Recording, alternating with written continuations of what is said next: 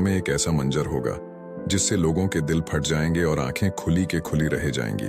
लेकिन हुजूर पाक सल्लल्लाहु अलैहि वसल्लम ने बहुत सी निशानियां हमको क़यामत के आने से पहले ही बता दी थीं।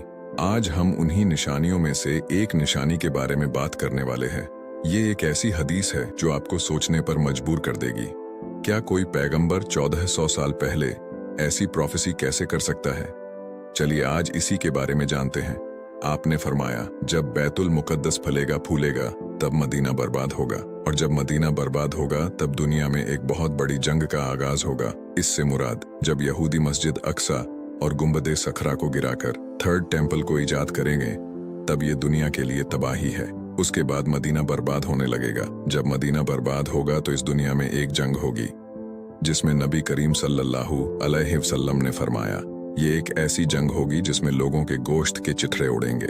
ये जंग 80 यूरोपियन कंट्रीज और मुसलमानों के बीच मुल्क शाम के अमाकंस और दाबिक नाम की जगह पर लड़ी जाएगी।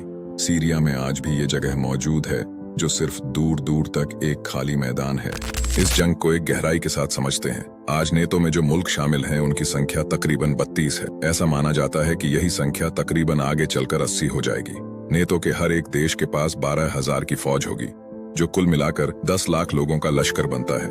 ये दुनिया का आज तक का सबसे बड़ा लश्कर होगा।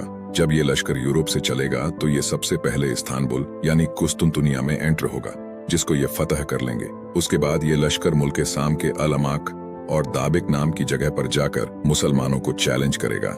जब मुसलमानों को इस बात की खबर होगी तो सबसे पहले मदीना से एक लश्कर इनसे जंग करने के लिए निकलेगा।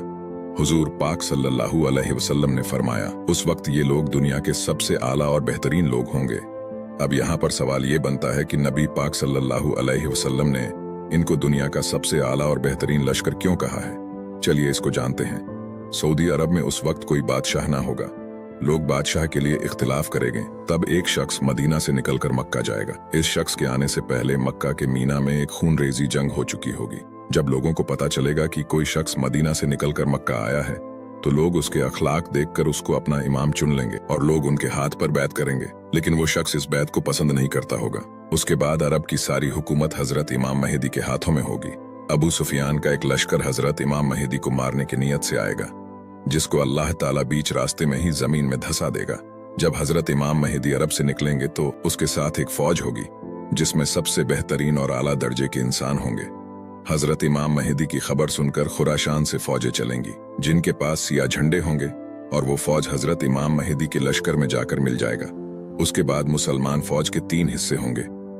एक हिस्सा वो होगा जो सामने वाले लश्कर को देखकर अपने सारे हथियार सामने वाले लश्कर के आगे डाल देगा और उन्हीं में जाकर मिल जाएगा। आपने फरमाया, ये दुनिया के अब तक के सबसे बदतरीन लोग होंगे। उसके बाद मुसलमान फौज का एक लश्कर शहीद हो जाएगा। आपने फरमाया, ये दुनिया में अब तक के सबसे बेहतरीन शहीद होंगे। अब मुसलमान फौज का सिर्फ एक लश्कर बाकी होगा जिनको अल्लाह ताला फतेह देगा। उसके बाद ये लश्कर दोबारा से कुस्तुनतुनिया को फतह करेगा। जब ये लश्कर कुस्तुनतुनिया को फतह कर चुका होगा तब शैतान आवाज लगाएगा, तुम यहाँ जंग कर रहे हो, उधर दज्जाल तुम्हारे घरों में दाखिल हो चुका है। लेकिन ये बात उस वक्त झूठी होगी। उसके बाद ये लश्कर वापस अपने जगह पर लौट रहा होगा तो मुल्क शाम में दज्जाल सचमुच इनका रास्ता घेर लेगा और अब एंट्री होगी हजरत